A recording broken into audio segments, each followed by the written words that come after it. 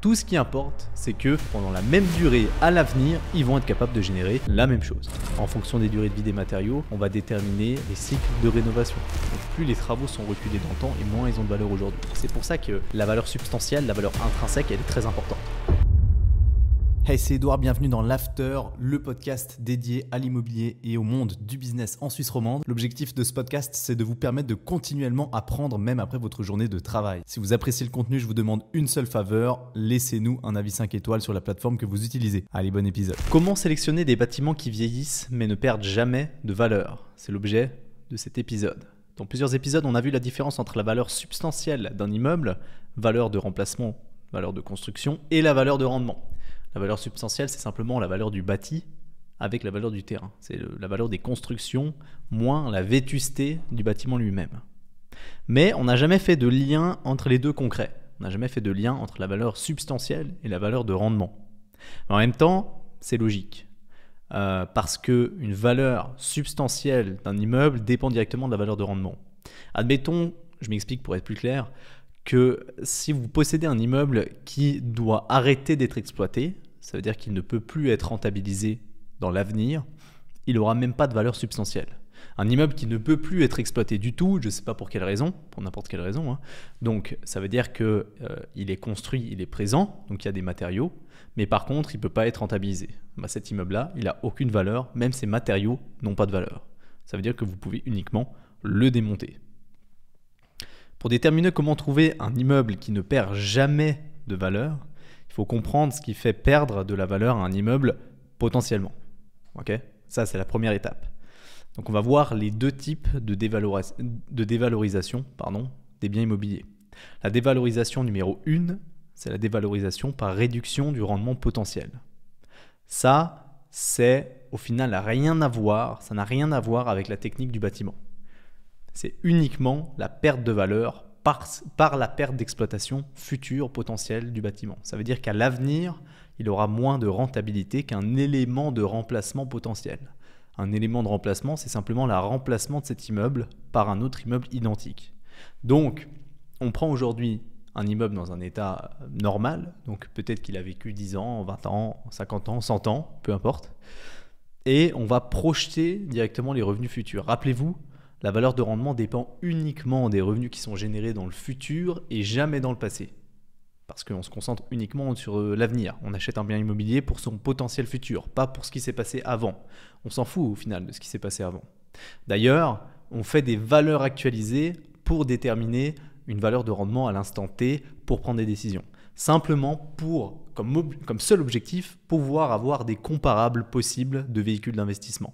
Ça veut dire que on va projeter les rentabilités futures d'un immeuble et puis on va ramener ces rentabilités futures à aujourd'hui pour déterminer une valeur, au final, qui n'est plus valable à partir du moment où on l'a déterminée, puisque l'immeuble continue d'avancer, parce que le temps continue d'avancer et que la valeur actuelle aujourd'hui n'est plus la valeur actuelle de demain.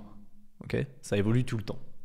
Et donc, on va projeter directement ce qui va se passer dans l'avenir. Ça, c'est le principe de la DCF, du discounted cash flow. On va regarder combien est-ce que l'immeuble va nous générer dans l'avenir. On va l'actualiser à aujourd'hui, le ramener à aujourd'hui.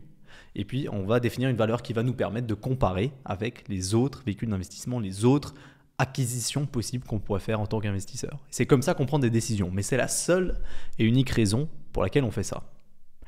Et en fait, la dévalorisation de type 1, c'est la perte de rendement potentiel. Mais admettons que deux immeubles identiques sont construits l'un à côté de l'autre. Le premier a 150 ans et le deuxième a 50 ans. Mais tous les deux ont la même capacité d'exploitation dans le futur parce qu'ils sont bien entretenus. Ils auront exactement la même valeur parce que peu importe au final ce qui s'est passé dans le passé. Donc si vous achetez un immeuble aujourd'hui dans la vieille ville qui date de 1600, si vous construisez un immeuble identique à côté qui a au final les mêmes rendement potentiel, eh bien on s'en fout complètement que l'immeuble de la vieille ville qui a été construit il y a 500 ans, eh bien il a 500 ans. C'est complètement égal. Tout ce qui importe, c'est que pendant la même durée à l'avenir, ils vont être capables de générer la même chose. Et à ce moment-là, ils auront la même valeur, en tout cas d'un point de vue de la dévalorisation du type 1. Pour déterminer la dépréciation de ce type 1, il faut simplement comparer le rendement de l'immeuble évalué par rapport à un nouvel immeuble neuf qui viendrait le remplacer. C'est ça l'élément de fortune qui viendrait remplacer notre bâtiment actuel. Un immeuble neuf qui remplacerait simplement le bâtiment qu'on expertise.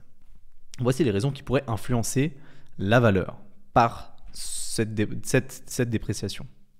Le nombre d'années d'exploitation future est plus faible avec l'immeuble actuel qu'un immeuble de remplacement identique. Par exemple, surtout, c'est ça, ça arrive souvent, mais dans l'industriel. Dans l'industriel, on construit pour peu d'années. On construit avec une projection de quelques dizaines d'années, mais peut-être 20, 30 ans après, on démonte, on refait.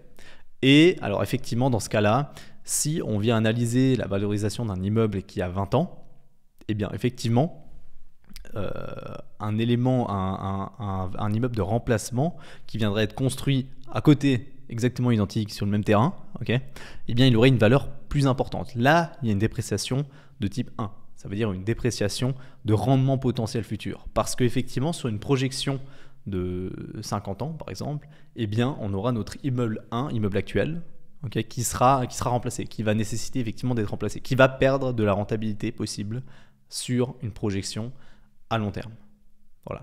Mais par contre, je reviens à l'exemple tout à l'heure, pour un immeuble résidentiel, ça arrive jamais, ça arrive très rarement. Parce que ça veut dire que votre immeuble, ça veut dire que vous partez du principe que votre immeuble en vieille ville qui a 300 ans, il n'aura pas la même durée de vie qu'un immeuble que vous construisez aujourd'hui. Alors que votre immeuble en vieille ville, il ne va pas disparaître. Il sera toujours là. Mais pour l'immobilier industriel, c'est un petit peu plus éphémère. Deuxième point, pour la perte de valeur à cause de la dépréciation des valorisations de type 1, donc perte de potentiel de rentabilité, le rendement net est inférieur dans l'immeuble actuel qu'un immeuble de remplacement. Donc ça peut provenir de plusieurs sources. Par exemple, ça peut être une perte de potentiel d'exploitation à cause d'un bout de bâtiment qui n'est plus utilisable, par exemple, ou alors une autoroute qui se construit à côté de l'immeuble et qui vient impacter le prix des loyers. Donc si tout d'un coup, vous possédez un immeuble et qu'on vient ajouter une route, une autoroute à côté de votre immeuble, malheureusement, évidemment, les locataires vont soit partir, soit demander une réduction de loyer. À ce moment-là, vous avez une perte d'exploitation. Là, vous avez une perte de rentabilité, donc une dévalorisation de type 1. Comme si, par exemple, vous avez un bout du bâtiment qui ne peut plus être utilisé. Je ne sais pas pourquoi, mais je ne sais pas, vous avez une partie du bâtiment que vous devez complètement fermer, que vous ne pouvez plus du tout louer, pour une période déterminée ou pas. Ça peut être indéfiniment. Dans ce cas-là, évidemment, vous avez une perte de rentabilité, une perte de rendement potentiel. Ça peut aussi venir, donc cette perte de valeur, elle peut aussi venir des frais d'exploitation qui réduisent considérablement le loyer net par rapport à un immeuble neuf. Donc, si par exemple vous avez un rendement brut qui est intéressant, et ça c'est toute la problématique de l'estimation immobilière, c'est parce qu'aujourd'hui dans les valorisations de rendement, on part toujours du principe, on fait très souvent des calculs de rendement brut, ce qui est complètement faux, parce que vous avez des immeubles avec un rendement brut élevé, mais avec énormément de charges, donc un rendement net beaucoup plus faible. Et cet immeuble-là, en comparaison à un autre immeuble identique, eh bien, il aura moins de valeur si l'immeuble identique a beaucoup moins de charges, et donc un rendement net beaucoup plus élevé. C'est pour ça que c'est important, et en expertise immobilière on le fait toujours, de supprimer les charges des immeubles et donc de garder que le rendement net qui est déterminant. Parce que le rendement brut, au final, on s'en fout. C'est pour ça que si vous avez un immeuble aujourd'hui et vous avez une dévalorisation, un immeuble qui est vieux aujourd'hui et qui a de grosses charges, vous avez évidemment une dévalorisation de sa valeur parce que les charges que vous payez sont élevées. Donc vous réduisez considérablement les revenus bruts que vous allez générer et donc vous aurez moins de rendement net. Et ça, c'est une perte d'exploitation. Si la perte de rendement est provisoire, c'est un revenu moindre temporaire, donc ça va. Mais si la diminution du rendement est définitive, là, il s'agit d'une perte de potentiel à long terme, ce qui a beaucoup plus d'importance, bien évidemment, dans la valorisation. S'agissant maintenant de la deuxième dévalorisation, donc la dépréciation de type 2, c'est beaucoup plus focalisé là sur la technique du bâtiment. Là, on se concentre sur les matériaux. C'est vraiment le vieillissement des matériaux. Donc, on n'est plus du tout dans la perte de rentabilité. Là, on est simplement dans la projection et l'imminence de rénovation.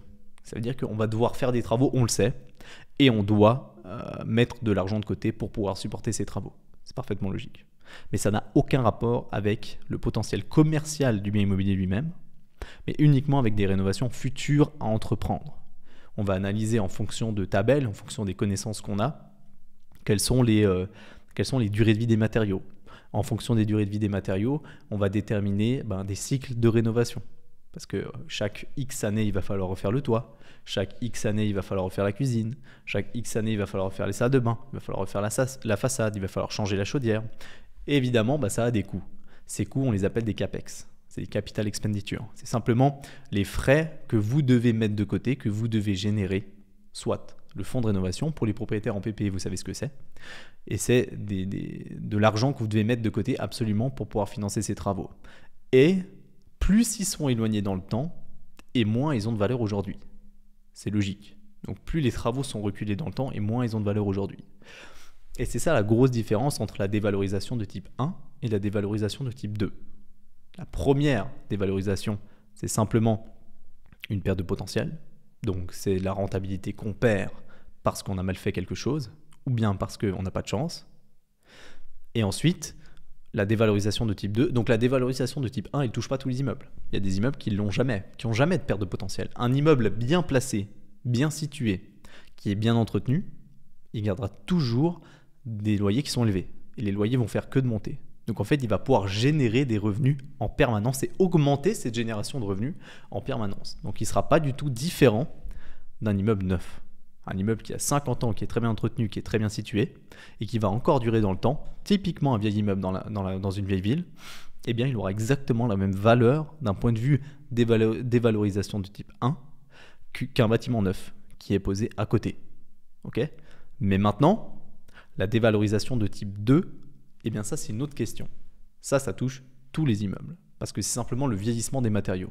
Et là, on n'a pas le choix. Pour le coup, tous les immeubles perdent de la valeur à cause de leurs matériaux qui doivent être remplacés de temps en temps. Et la différence entre l'évaluation et la valeur de cette dépréciation, donc la valeur de cette dépréciation, c'est la perte de valeur de l'immeuble. La différence entre la valeur de cette dépréciation de type 2 entre un immeuble ancien et un immeuble neuf, c'est simplement que les cycles de rénovation seront différents entre l'immeuble ancien et l'immeuble neuf. Ça veut dire que dans l'immeuble ancien, par exemple, qui a 15 ans, peut-être que dans 10 ans, il faut prévoir un cycle de rénovation. Ou dans 15 ans, il faut prévoir un cycle de rénovation. En revanche, l'immeuble neuf, aujourd'hui, vous pouvez prévoir un cycle de rénovation, premier cycle, dans 30 ans. Avant, il n'y a rien besoin de faire. Il y aurait de l'entretien un petit peu, mais il n'y a rien besoin de faire. Et c'est cette différence d'années qui va projeter, donc pour la même quantité de travaux, mais pas au même moment, qui va différencier la valeur d'un immeuble neuf d'un immeuble ancien. En gros, si vous avez un immeuble neuf qui doit être rénové dans 30 ans, eh bien le coût des rénovations actualisées aujourd'hui auront beaucoup moins de valeur qu'un immeuble ancien que vous devez rénover dans 5 ans ou 10 ans. C'est parfaitement logique. Si je vous dis que dans 5 ans, vous devez mettre 1 million dans la rénovation d'un immeuble, pour vous, ça n'a pas la même valeur que si je vous dis dans 30 ans, vous devez mettre 1 million dans la rénovation de l'immeuble. Et c'est logique. C'est notamment pour cette raison que la valeur DCF est utilisée pour l'évaluation de biens de rendement. C'est largement la plus pertinente. C'est parce que grâce à la valeur DCF, on va partir d'aujourd'hui, acquisition de l'immeuble, et on va dire, ok, année 1, qu'est-ce qu'on fait comme travaux? Année 2, qu'est-ce qu'on fait comme travaux? Année 3, qu'est-ce qu'on fait comme travaux? Qu'est-ce qu'on va générer comme revenu? Qu'est-ce qu'on va payer comme charge? Qu'est-ce qu'on va faire comme travaux? Et surtout, qu'est-ce qui reste à la fin? Et ça, c'est uniquement la valeur DCF qui va pouvoir permettre de déclencher en fait des travaux et déduire des coûts de rénovation futurs à la valeur d'aujourd'hui. Elle permet de déterminer quel montant de travaux doivent être investis chaque année, parce qu'une rénovation qui intervient dans 10 ans, ça n'a pas la même valeur qu'une rénovation qui intervient dans 10 mois. C'est ça la dévalorisation du deuxième type. Au final, c'est le fonds de rénovation nécessaire à l'immeuble pour financer les travaux de rénovation futurs. Ça doit être normalement le fonds de rénovation. Si dans votre copropriété, votre immeuble en PP, vous discutez avec l'administrateur pour faire un fonds de rénovation, vous devez partir du principe que ce fonds de rénovation, il est censé être égal au coût des travaux que vous devriez investir sur votre immeuble à l'instant T pour pouvoir le rendre à neuf. Okay. La vétusté d'un immeuble, c'est ça. La vétusté d'un immeuble, c'est sa dévalorisation, c'est la différence entre son niveau à neuf et son niveau actuel. Okay. Et donc, si vous partez du principe, par exemple, qu'un appartement, il vaut 600 000 si vous le construisez à neuf aujourd'hui, c'est-à-dire que vous construisez un nouvel immeuble, vous feriez, je sais pas moi, 10 000 francs le mètre carré et il vaut 600 000. Okay. Eh bien, si vous partez du principe que Aujourd'hui, l'appartement qui est déjà construit, que vous avez acheté, qui a un peu d'âge, aujourd'hui il vaut 500 000. Ça veut dire que les 100 000 de différence entre le A9 et l'état actuel, c'est le résultat des travaux qu'il faudrait injecter dans l'appartement pour le rendre à neuf de nouveau. Voilà. Mais ça reste parfaitement théorique, parce qu'évidemment, en pratique, on ne peut pas vraiment faire ça. Le béton, on ne peut pas le remplacer dans des rénovations. On ne peut pas démolir tout le gros œuvre 1 et gros œuvre 2 d'une construction pour pouvoir remplacer et recommencer à zéro. Mais ça donne une idée de l'utilité de la dévalorisation du type 2. Pour déterminer le fonds de rénovation, il suffit de comparer l'impact du coût des travaux d'un immeuble neuf avec un immeuble à rénover. Okay, si on dit qu'un immeuble neuf va être rénové dans 10 ans, enfin plutôt dans 20 ans ou 30 ans, eh bien, la différence entre le coût d'une rénovation actualisée aujourd'hui d'un immeuble vieux qui doit être rénové dans 10 ans et un immeuble neuf qui doit être rénové dans 30 ans, ce gap de 20 ans va déterminer la valeur du fonds de rénovation qu'il est nécessaire d'avoir. C'est possible qu'un immeuble qui ne subisse jamais de dévalorisation du premier type, mais c'est impossible qu'ils subissent aucune dévalorisation du deuxième type. Comme j'expliquais tout à l'heure, c'est des matériaux. Les matériaux, ils deviennent vétustes, ils deviennent obsolètes, et à un moment donné, ils doivent être remplacés. C'est notamment pour cette raison que la valeur substantielle, la valeur des constructions, est primordiale et doit être maintenue. Elle détermine avec précision combien coûte la dévalorisation du deuxième rang. Donc la dévalorisation du type 2. En gros, la valeur substantielle, donc c'est le coût des constructions. Si on sait à combien est-ce qu'on construit, si on sait à combien est-ce qu'on rénove, on peut déterminer combien est-ce qu'on doit injecter, quelle est la vétusté du bâtiment, combien est-ce qu'on devrait injecter pour le rendre à neuf de nouveau. C'est pour ça que la valeur substantielle, la valeur intrinsèque, elle est très importante.